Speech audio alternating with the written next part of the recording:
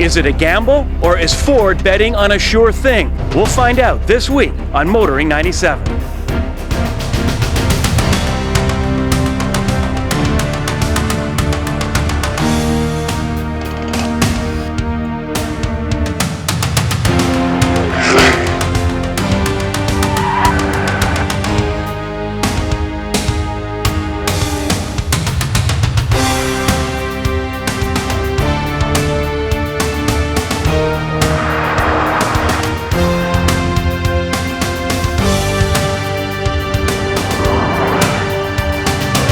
TSN's Motoring 97 is brought to you by Quaker State. The big Q stands for quality, always has, always will. And Midas, for new longer-lasting performance friction carbon metallic brake pads. Sin City, the entertainment capital of the world, Las Vegas.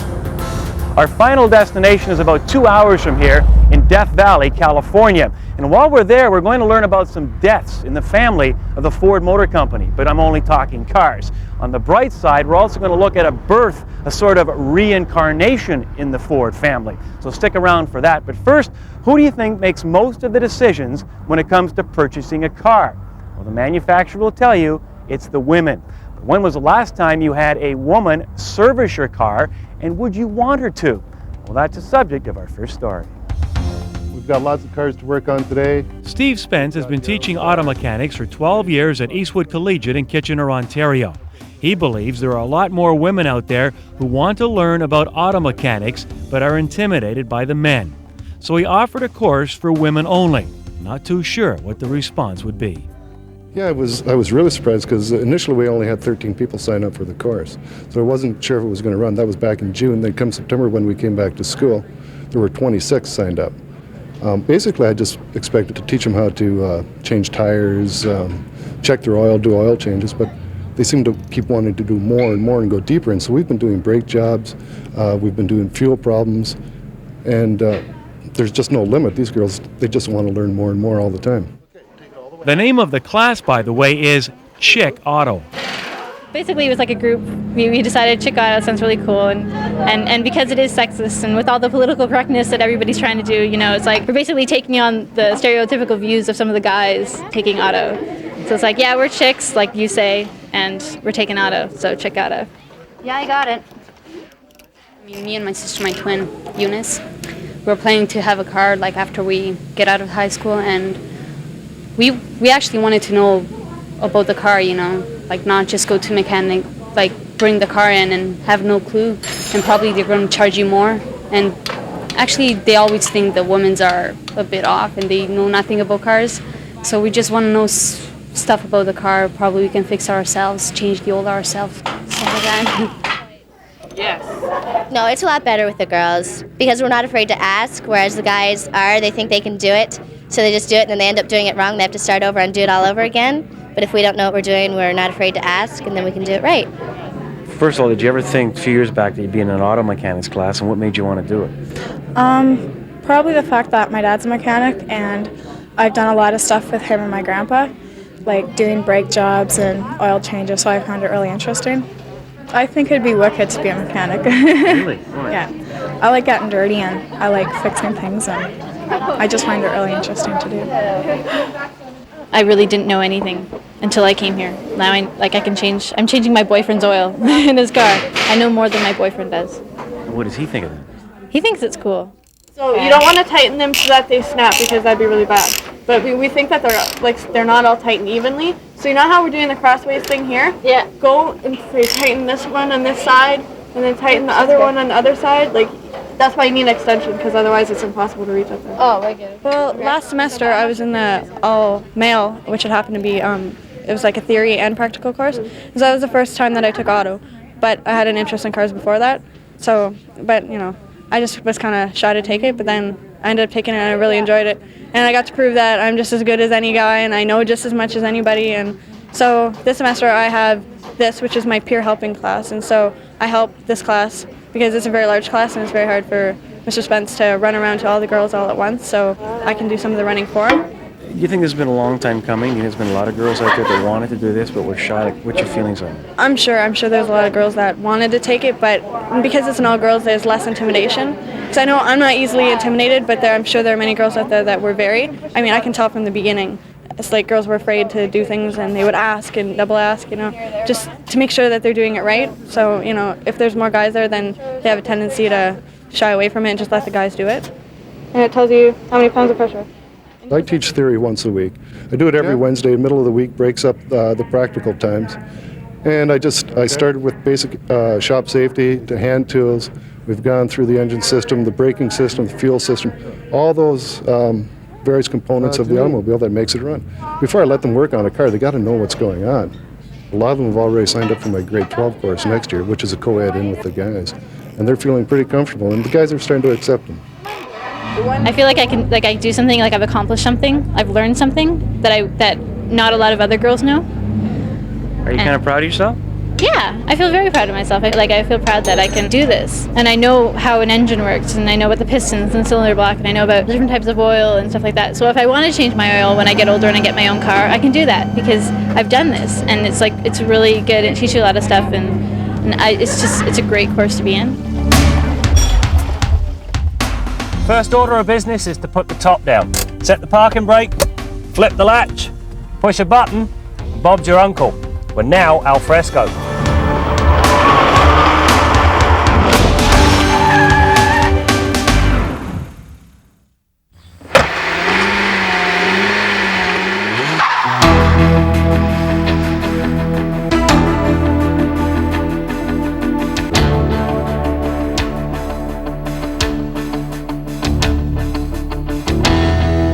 This week we look at the Boxster. Now this is the first new Porsche in 18 years. Since picking it up, I've been asked one question time and again.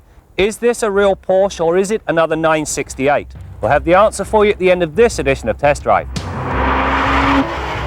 Speed, and this should come as no surprise, is something the Boxster does exceptionally well. While not blindingly quick like the 911 Turbo, the Boxster manages to cruise at a steady 200 plus kilometers an hour with ease. And getting to this sort of speed is accomplished in fine fashion. The secret lies in a completely new version of Porsche's famed Boxer engine. The car gets its name in part from the engine, box, and part from Speedster or Roadster. From a technical perspective, the engine features all the right stuff, including direct ignition, variable valve timing on the intake cam, and a tuned intake manifold. This version of the Boxster is also water-cooled. Now you may be wondering why we haven't shown you the engine yet after all of that tech talk. The reason is simple. It's buried in the center section of the car here. To do anything, even as simple as change the spark plugs, you're going to have to take the engine out. To check the oil, well, you look in the trunk because there's the dipstick. For the record, 204 horsepower, 181 pounds-feet of torque, and a 0 to 100 km/h time of about 6.5 seconds. From the user's perspective, the engine lives up to Porsche's reputation for the most part. Now I say the most part because the low end is not all it could be. You have to wait until the tach registers about 2300 RPM before the engine fully breathes and delivers the goods. Once this happens, however, the power is strong and linear right to redline. Anti-lock brakes are standard fare. The four-wheel disc brake system is strong, fade-free and offers exceptional modulation. Stamp on the brake pedal and the Boxster is hauled to rest from 200 kilometers an hour in about the same time as it takes to reach 100. In other words, very quickly. The suspension is true to Porsche's reputation, meaning the car handles like the dickens. Not difficult to understand why when you consider the near-perfect weight distribution, in other words 50-50, a body that is surprisingly tight and a wide set of 255/40 rear tyres. In a nutshell, you have a car that relishes fast cornering almost as much as the driver. Trust me, you can go wailing into corners at breakneck speeds and emerge the other side unscathed and wearing a smile commensurate with the experience. The precise feel afforded by the steering should not be overlooked here either. It is linear, fast and about the right weight for all situations, be that parking or absolutely flat out. The secret lies in its ability to report what is happening at the road tyre interface with uncanny accuracy. The downside is that the ride is overly harsh for everyday use. Now I still have my fillings, but barely so. Unlike the 911, the Boxster has been well thought through on the interior. The seats offer all the lateral support you could possibly want. The steering wheel is perfectly positioned. The instruments, well, they were designed for the racer because the rev counter takes center stage. The radio, well, it's on the Mickey Mouse side. The climate controls, they function flawlessly. On the downside, the quality of the interior plastics, well, it's about as good as you find in a Dodge Neon. As for this thing, they call it a coffee cup holder. You know where the best place for it is? In the garbage. Surprisingly, for a car so well engineered, there is no glove box. Now, the vast majority of cars that come with a right side airbag offer this feature. Why can't Porsche? So what is the answer to the most often asked question? This is very much a Porsche, and a good one at that, provided you equip it properly. Now, while I like the 5-speed manual, the Tiptronic transmission shouldn't be overlooked. You must go with the sport package to get the 255 tyres, and to get rid of the chintzy plastic, you've got to go with the leather interior.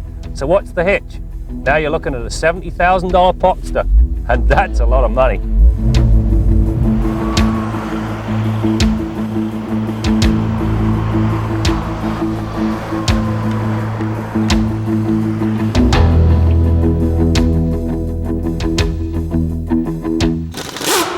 Our Midas tip of the week concerns spare tire carriers. If you've got a sport utility, pickup truck, or minivan built within the last 10 model years, there's a real good chance that you've got a spare tire that's hung underneath the rear of the vehicle and suspended by a carrier just like this one.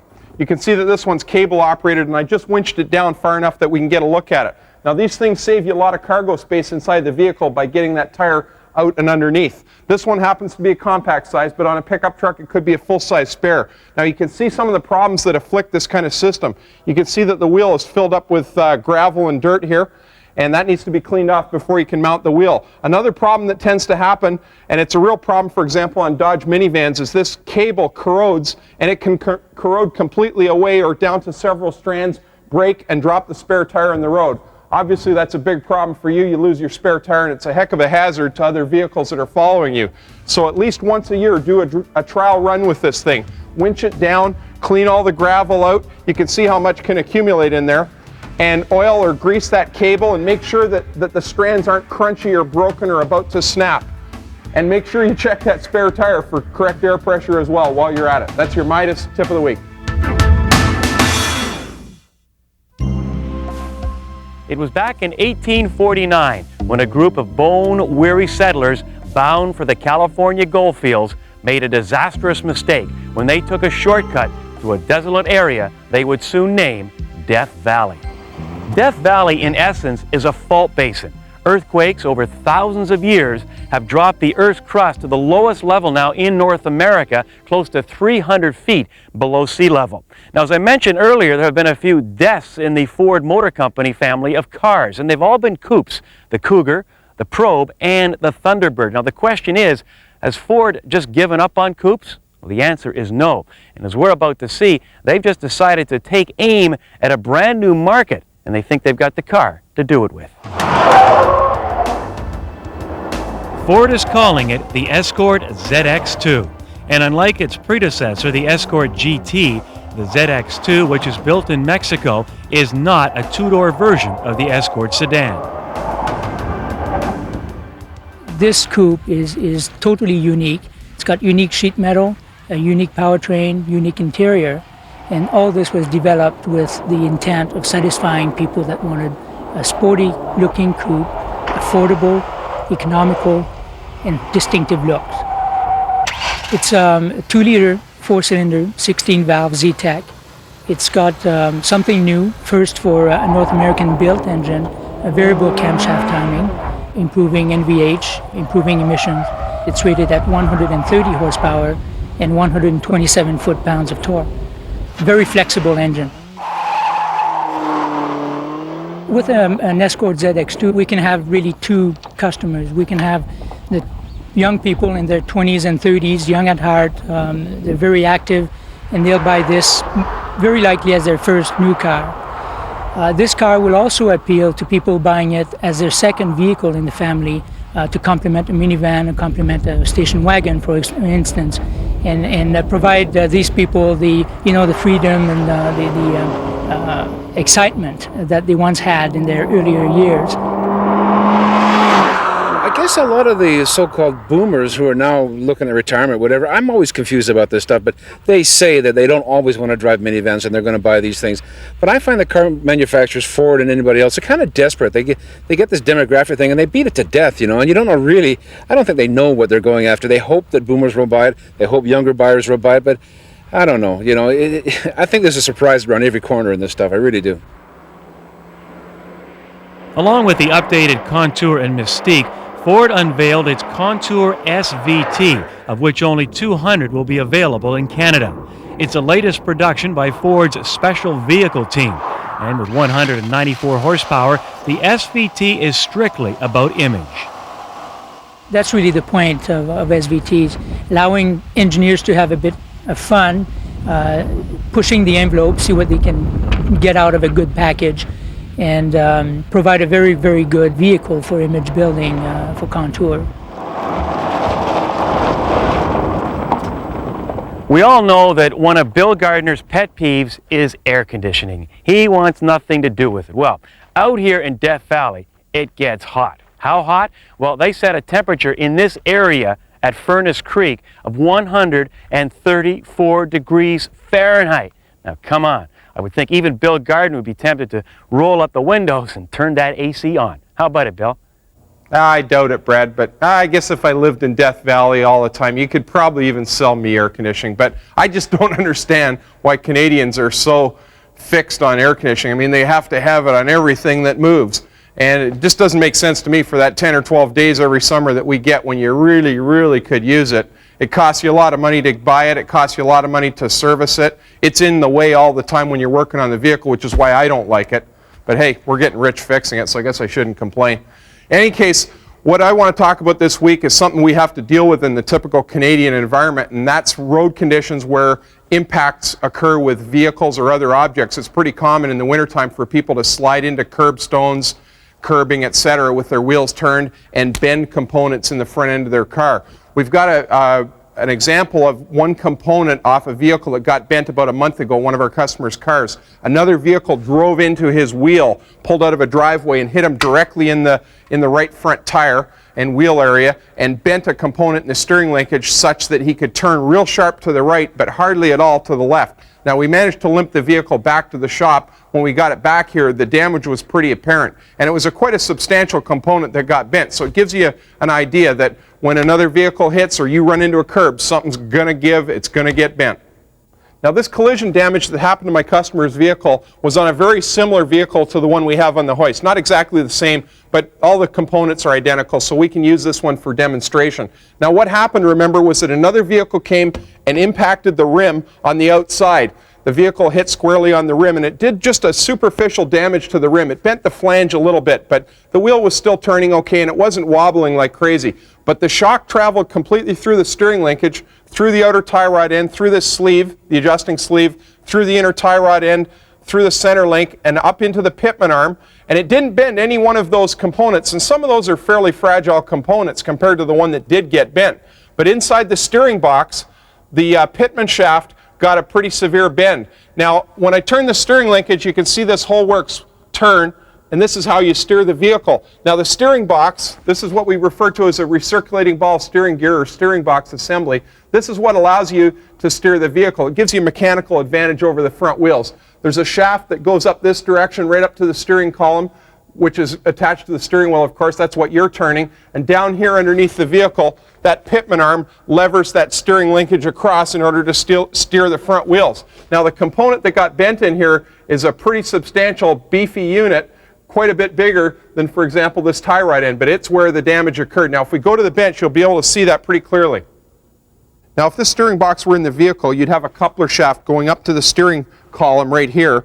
And if you were up inside the vehicle turning the steering wheel in this fashion, there's the motion that you'd create down at the steering linkage. You can see the pitman shaft moving back and forth. Now, this one would move quite well to the right, but wouldn't go very far to the left, and you can plainly see why. The pitman shaft is twisted considerably. These splines should be dead straight as an arrow.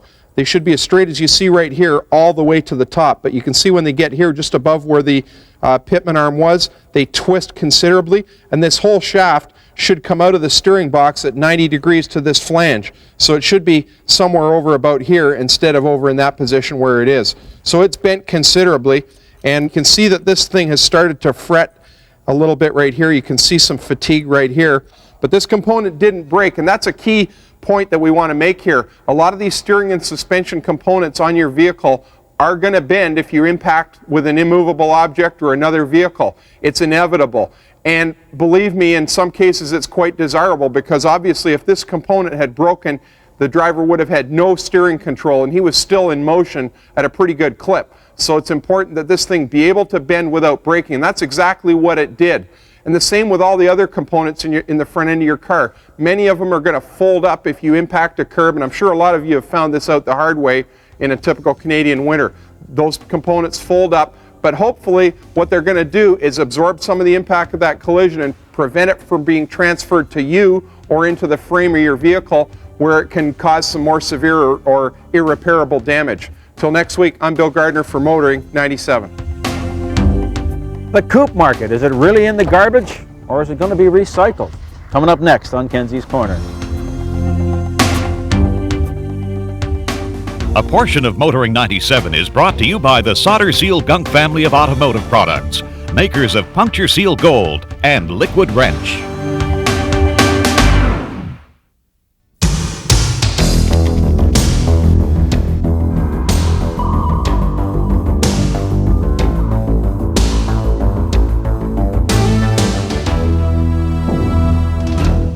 Now, earlier, Brad mentioned that the Probe, Cougar, and Thunderbird are gone at the end of this model year.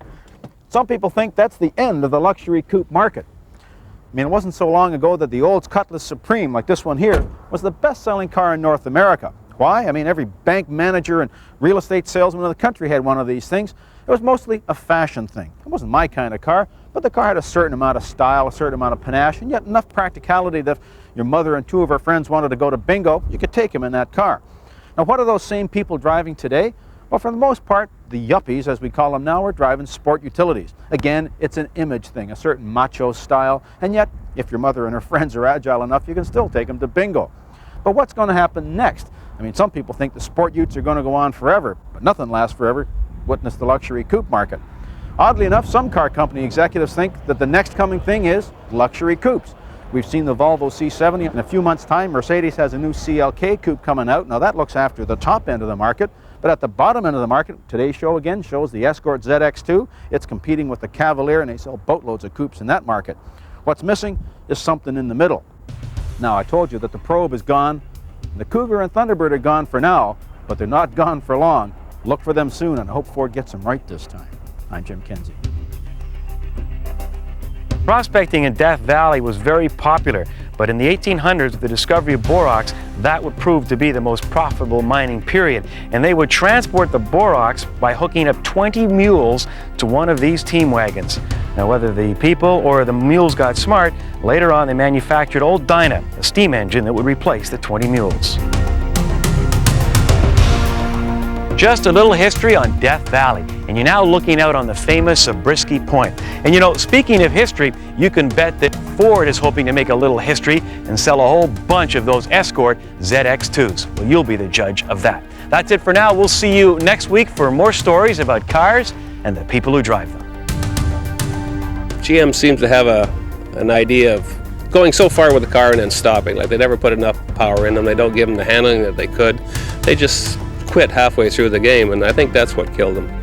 But I've always loved the car.